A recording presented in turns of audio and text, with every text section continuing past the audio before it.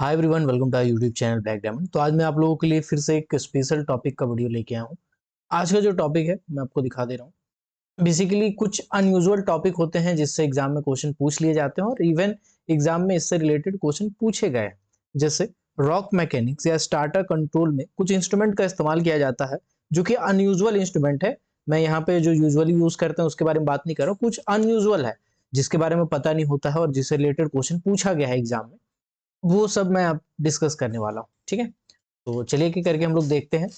उससे पहले अगर आप चैनल पर नए हैं तो आपसे रिक्वेस्ट है यार, चैनल को जाके जरूर सब्सक्राइब कर दीजिए। आपके सपोर्ट की ही बदौलत मैं इतना आगे बढ़ा हूँ। बस आप थोड़ा सा और सपोर्ट कर देंगे तो अच्छा रहेगा। और इस वीडियो पे आप अगर देख रहे हैं इस वीडियो को तो एक लाइक कर दीजिए यार। लाइक से ही मोटिवेशन आता है, तो मन करता है वीडियो बनाने का।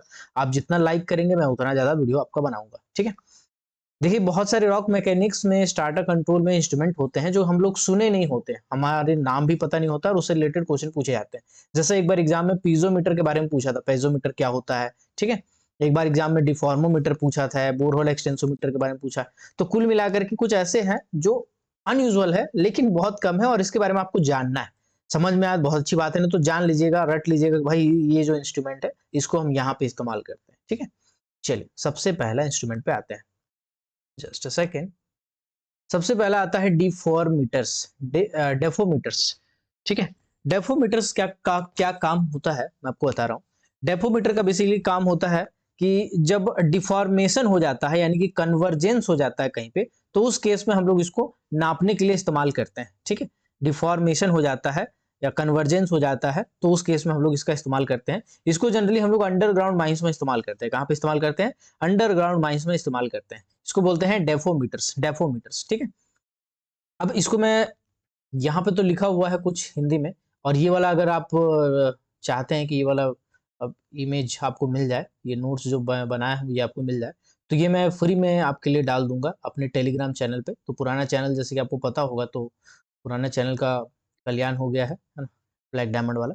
तो नया टेलीग्राम चैनल में बनाया हूँ दीपक साहू नाम से। आप जाके इसको फॉलो कर सकते हैं, इसको सब्सक्राइब कर सकते हैं, ज्वाइन कर सकते हैं, फ्री है पूरी तरह से। इसमें मैं आपके लिए बहुत सारे नोट्स से रिलेटेड पीडीएफ वगैरह अपलोड करता रहूंगा और साथ ही साथ बहुत सारे ऐसे बने बनाए जो अनयूजुअल टाइप के टॉपिक होते हैं, ऐसे पीडीएफ से ऐसे इमेजेस तो मैं जरूर शेयर करूंगा आपके साथ, ठीक है। चलिए इसके लिए आप इसको फॉलो कर सकते हैं, टेलीग्राम पे जाके इसको ज्वाइन कर सकते हैं। मैं इसमें आपको क्यूआर भी शो कर दे रहा हूँ, क्यूआर से भी आप जाके ज्वाइन कर सकते हैं। जस्ट अ सेकंड, देखिए चैनल का इमेज रहेगा और ये क्यूआर है, इसको जाके आप ज्वाइन कर सकते हैं, या फिर मैं टेलीग्राम चैनल का लिंक भी डाल दूंगा डिस्क्रिप्शन में, उसके थ्रू आप जाके टेलीग्राम चैनल को ज्वाइन कर सकते हैं, ठीक है। और WCL के क्लासेस के बारे में पूछ रहे हैं बाबू, जो मैं बता देता हूँ। WCL के क्लासेस में बहुत जल्दी स्टार्ट करने वाला, 2-3 दिन रुक जाइए, बस मैं अनाउंस कर रहा हूँ। अभी क्या है ना, MCL का कुछ सिलेबस के कुछ वीडियोस लेक्चर के लिए मैं कमिटेड हूँ, तो उसके लिए मैं कुछ लेक्चर्स रिकॉर्ड कर करके मैं जल्दी डाल रहा हूँ। उसके बाद मैं आपका बैच स्टार्ट करूंगा। MCL वाला भी पैरेलली चलता रहेगा बैच में, ठीक है।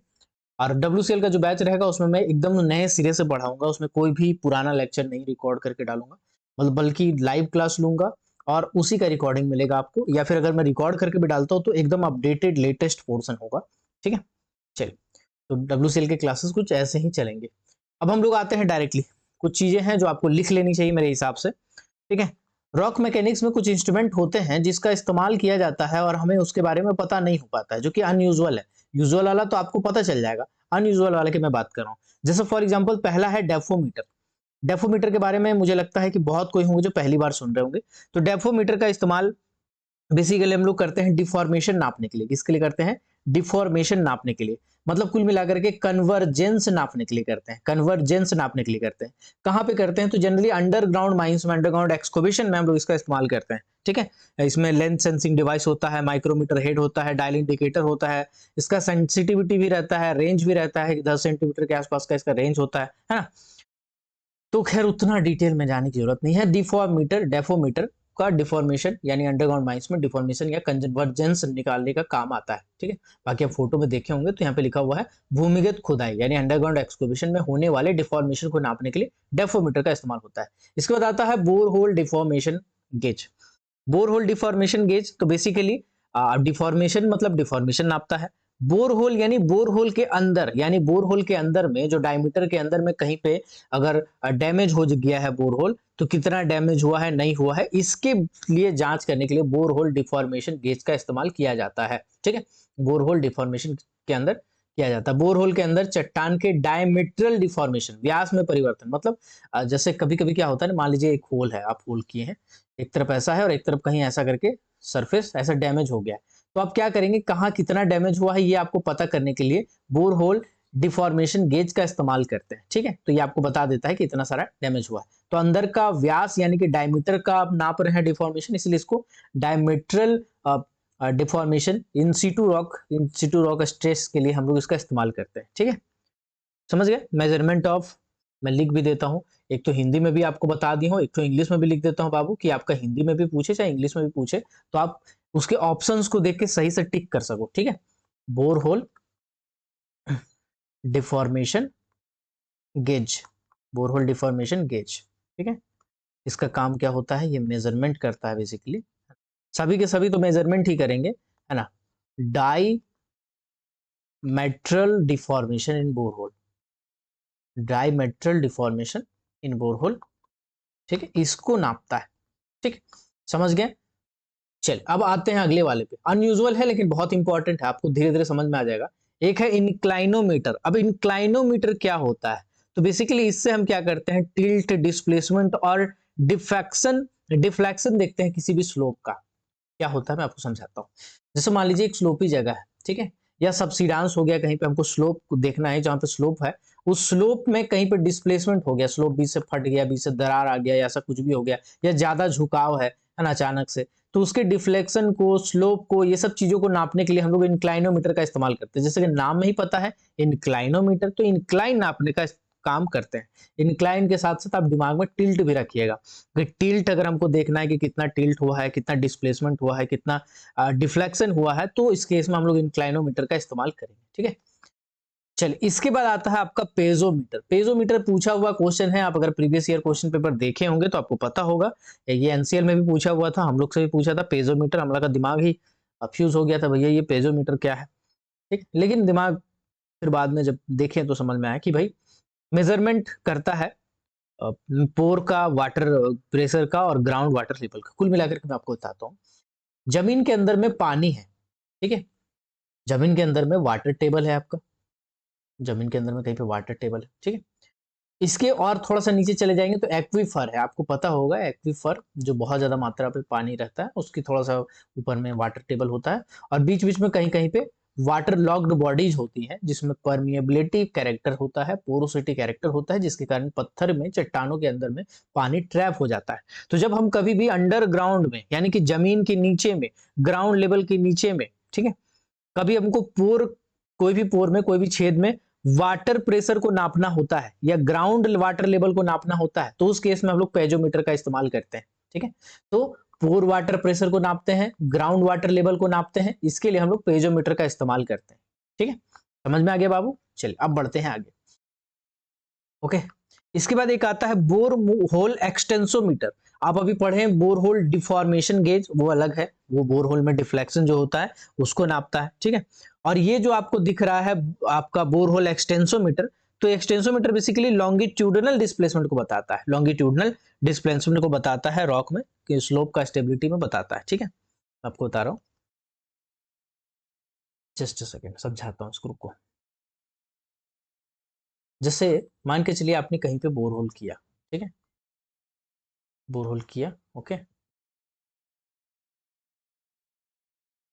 तो बोरहोल में जो आपका लॉन्गिट्यूडनल होगा, कुल मिलाकर के समझिए लंबाई टाइप की, ठीक है, तो इसमें अगर कहीं पे कोई डिफॉर्मेशन हो जाता है, इसमें अगर कहीं पे कोई डिफॉर्मेशन हो जाता है, थोड़ा टेढ़ा हो गया, थोड़ा सीधा हो गया, उस टाइप का कुछ भी हो गया, है ना, या फिर कुल मिलाकर के स्लोप का स्टेबिलिटी नापने के लिए भी हम लोग इसका इस्तेमाल करते हैं, स्लोप का स्टेबिलिटी नापने के लिए भी हम लोग इसका इस्तेमाल करते हैं, बोरहोल एक्सटेंसोमीटर का। ठीक है, तो बोरहोल एक्सटेंसोमीटर का दो काम कह सकते हैं आप। सबसे पहला कह सकते हैं कि जो लॉन्गिट्यूडनल डिस्प्लेसमेंट होता है रॉक में, उसको नापते हैं। ठीक है, इसको नापते हैं, और उसका दूसरा कह सकते हैं कि स्लोप का स्टेबिलिटी नापने का काम आता है। कुल मिलाकर के बात वही हो जाएगा, लेकिन ये आपको याद रखना है, क्योंकि ऐसे वर्ड आपको एग्जाम में दिखेंगे। समझ में आया बहुत अच्छी बात है, नहीं समझ में आया तो बाबू बहुत सारी ऐसी चीजें हैं जो अगर आपको नहीं समझ में आता, छोटी मोटी चीजें हैं तो आप उसको याद भी रख सकते हो, ठीक है। बाकी मैं आपको समझा दिया हूँ लॉन्गिट्यूडनल डिस्प्लेसमेंट क्या होता है। जब लंबाई के दृष्टिकोण में कहीं पे कोई कमी आ जाती है, खामी आ जाती है, कोई डिस्प्लेसमेंट हो जाता है, तो उस केस में हम लोग बोर होल एक्सटेंसोमीटर का इस्तेमाल करते हैं। इसमें एंकर, एक्सटेंशन रोड, हेड वगैरह सब कुछ रहता है, तो बहुत ज्यादा डिटेल में जाते नहीं है, ठीक है। इसके बाद एक आता है स्ट्रेन गेज। स्ट्रेन गेज तो खैर मैं रीडिंग लेता था अंडरग्राउंड माइंस में, जब मैं था मॉइल में, तब मैं स्ट्रेन गेज का रीडिंग लेता था खुद से। तो स्ट्रेन गेज बेसिकली जो स्ट्रेस होता है ना, यानी कि जब कोई पत्थर पे बहुत ज्यादा प्रेशर पड़ता है, मैं आपको समझाता हूँ, समझिए। जैसे मान लीजिए कोई गैलरी है, ठीक है। गैलरी के ऊपर में कहीं पे कोई काम चल रहा है, कोई स्टॉप है, मेटल माइंस में जनरली स्टॉप कहते हैं, यानी कि कोई फेस है वहां पे, समझिए। उसके नीचे में कभी कभी क्या होता है ना, बहुत ज्यादा प्रेशर पड़ने लगता है, तो वो प्रेशर को नापने के लिए हम लोग साइड में कहीं पे एक स्ट्रेन बार लगा देते हैं, लंबा टाइप का होता है, और उसमें एक रीडिंग निकल लेने के लिए तार निकला रहता है। फिर हमारे पास एक डिजिटल इंस्ट्रूमेंट रहता है जिससे हम कनेक्ट करके से उसका स्ट्रेस नापते हैं। तो बेसिकली जब बहुत ज्यादा प्रेशर पड़ने लगता है, बहुत ज्यादा स्ट्रेस पड़ने लगता है एक तरह से, ठीक है, या फिर वो डिस्प्लेसमेंट उसका होने लगता है, कहीं ना कहीं हल्का फुल्का डिस्प्लेसमेंट होने लगता है, तो उसको नापने के लिए हम लोग स्ट्रेन बार का इस्तेमाल करते हैं, जिसको हम लोग स्ट्रेन गेज भी कहते हैं। क्या कहते हैं? स्ट्रेन गेज भी कहते हैं, ठीक है। देखिए यहाँ लिखा होगा, देखिए स्ट्रेन गेज लिखा हुआ है, ये फोटो पे मत जाइएगा, एआई वाला फोटो है बाबू, तो ये तो ऑथेंटिक फोटोज नहीं है, फोटोज पे इसका भरोसा मत कीजिए, ठीक है। यूज में लिखा हुआ एप्लीकेशन, स्ट्रेस डिस्प्लेसमेंट को नापने के लिए, स्ट्रेस और डिस्प्लेसमेंट को नापने के लिए हम लोग इस टाइप का इस्तेमाल, ये हालांकि ये जो सर्किट दिख रहा है ना, ये एक्चुअली सर्किट को एक डब्बे के अंदर रहता है, अंदर का सर्किट दिखा रहा है, ठीक है। तो अनयूजुअल टाइप के फोटोज हैं जो थोड़ा ऐसे वैसे हैं, बट कोई नहीं, आप खाली समझ लो ना। आपको एग्जाम में पूछेगा, वो फोटो दिखा के थोड़ी पूछेगा, आपको पूछेगा भैया स्ट्रेन गेज क्या करता है या स्ट्रेन बार क्या करता है। तो स्ट्रेन बार से बेसिकली हम लोग स्ट्रेस नापते हैं, और स्ट्रेस के साथ साथ इसका डिस्प्लेसमेंट भी हम नापते हैं, ठीक है। इसके बाद एक आता है फ्लैट जैक, ठीक है। फ्लैट जैक क्या होता है? ये भी स्ट्रेस नापता है, लेकिन इन सीटू स्ट्रेस नापता है। मतलब मान लीजिए एक पत्थर है या एक फेस है जहां पे माइनिंग वाइनिंग कुछ हुआ ही नहीं है आज तक, ना हम माइनिंग की है, ना उसमें कुछ हमें डेवलपमेंट की है, कुछ नहीं किया, वो ऐसा का तैसा पड़ा हुआ है, वर्जिन पड़ा हुआ है। तो उस केस में हम क्या करेंगे? उस केस में इसका स्ट्रेस नापना अगर हमको रहा कि भाई इसमें कितना स्ट्रेस पड़ रहा है, ऊपर में, उसके ऊपर में भी तो मान लीजिए कोई ना कोई पत्थर होगा या कोई ना कोई सरफेस से कुछ ना कुछ तो इस पे दबाव पड़ रहा होगा, स्ट्रेस पड़ रहा होगा, तो ये स्ट्रेस नापने के लिए हम लोग फिर फ्लैट जैक का इस्तेमाल करते हैं। तो जब हम इंसीटू टाइप के पत्थर का स्ट्रेस नापते हैं, या इंसीटू टाइप के कोई भी स्टार्टा का स्ट्रेस नापते हैं, तो उस केस में हम लोग को फ्लैट जैक का इस्तेमाल करना पड़ता है। और फेस में या गैलरी में ऐसा कहीं पे नापते हैं तो स्ट्रेन गेज का इस्तेमाल करते हैं, ठीक है। यहां तक आपका आई होप क्लियर हो गया होगा, ठीक है। इसके बाद एक होता है डायनेमोमीटर, इसको हम लोग डायनेमोमीटर भी कहते हैं, और एक और नाम है बाबू, बहुत इंपॉर्टेंट है, मैं लिख दे रहा हूँ, ठीक है, आपके एग्जाम के दृष्टिकोण से बहुत ज्यादा इंपॉर्टेंट है। ये सभी के सभी इंपॉर्टेंट है, ऐसा नहीं है, अभी कुछ नहीं कहा जा सकता क्या इंपॉर्टेंट है क्या नहीं है बाबू। इसीलिए जो पढ़ा रहा हूँ पढ़ लो, ठीक है, किस्मत बहुत खराब है ना। डायनेमोमीटर, डायनेमोमीटर का दूसरा नाम है लोड सेल, इसका भी मैं रीडिंग लिया हुआ हूँ। एक जनरली क्या होता है, जो हमारा फेस होता है ना, फेस में जो हमारा रूप बोल्टिंग किया रहता है, ये केबल बोल्टिंग किया रहता है, ये जो प्रॉब लगा रहता है, हम लोग उस जगह पे इसको इंस्टॉल कर देते हैं, जनरली रॉक बोल्ट में इंस्टॉल करते हैं, ठीक है। रॉक बोल्ट जो है उसको थोड़ा बाहर निकाल के रखते हैं, यानी कि जो ड्रिल करेंगे, ड्रिल थोड़ा सा ज्यादा छोटा करेंगे ताकि बाहर रॉड ज्यादा निकल कर आए, और इसमें हम लोग एक लोड सेल जैसा रहता है उसको टांग देते हैं, ठीक है। लोड सेल हमारा क्या बताता है? हमारा बताता है कि भाई उस पर्टिकुलर जो हमारा पर्टिकुलर रॉक बोल्ट है, ठीक है, या रूप बोल्ट है, या जो प्रॉप है, उस पे कितना लोड आ रहा है भाई, उस पे कितना लोड आ रहा है। जैसे कि नाम से ही पता चल रहा है लोड सेल, तो लोड बताता है। तो लोड सेल भैया जो हमारा सपोर्ट लगा हुआ है, चाहे वो रॉक बोल्ट हो, चाहे वो चौक हो आसपास में, चाहे वो आसपास की प्रॉप हो, उसमें कितना वजन पड़ रहा है, कितना लोड पड़ रहा है, ये हमारा लोड सेल बताता है। इसका दूसरा नाम है डायनेमोमीटर। डायनेमोमीटर देगा तो आप कंफ्यूज होंगे, दोनों नाम याद रखिए, लोड सेल और डायनेमोमीटर। तो लोड बताता है कि भाई कोई प्रॉप में, कोई जगह पे, कोई चौक पे कितना टेंशन आ रहा है, कितना लोड आ रहा है, ठीक है। ओके, है ना। एआई एआई है भैया, एआई तो एआई है, कुछ ना कुछ पॉइंट हमको लगता है मिस हो जाता है, इसीलिए मैं खुद पे भरोसा रखता हूँ। तो ये डायनेमोमीटर आपको मैं बता दिया हूँ, रॉक बोल्ट, प्रॉप, चौक, ठीक है, इस टाइप का। अब एक और मेरे को लगता है छूट गया है शायद इसमें, तो मैं आपको बता देता हूँ। एक होता है क्रैक मीटर। क्या होता है? क्रैक मीटर होता है। कि क्रैक मीटर क्या होता है। तो बेसिकली जहाँ कहीं भी जॉइंट होता है ना पत्थर पे, 2 पत्थरों के बीच में, या फिर जब क्रैक होता है, तो उस क्रैक को नापने के लिए हम लोग इस्तेमाल करते हैं। जनरली जो फेसेस होते हैं रॉक के फेसेस, वहाँ पे हम लोग इसका इस्तेमाल करते हैं। इसको बोलते हैं क्रैक मीटर। तो क्रैक मीटर जॉइंट और क्रैक को मेजर करता है। इसमें भी सेंसर होता है, केबल होता है, वाइब्रेटिंग वायर होता है, कॉइल होता है, ट्रांसमीटर होता है, बहुत सारी चीजें होती है इसमें भी, ठीक है। तो आज ये छोटा सा टॉपिक था यार आपके लिए, जो अनयूजुअल टाइप की चीजें हैं ना, जो पूछे जाती हैं आपसे, और जो देख के आपके पसीने छूट जाते हैं, भाई कौन सी किताब से पूछ दिया, कोई किताब में तो मिला नहीं। आप डीजे देशमुख खोजने जाओ, नहीं मिलेगा आपको। आप एक ही गोराई खोजने जाओ, 2-4 पॉइंट मिलेगा, उसमें बहुत सारी चीजें नहीं मिलेंगी आपको। बहुत सारी मार्केट में किताबें हैं जिसको पढ़ने खोजने के बाद ये सब चीजें मिल पाती हैं, ठीक है। तो आई होप ये छोटा सा टॉपिक, छोटा सा वीडियो आपके लिए बहुत हेल्पफुल रहा होगा, है ना।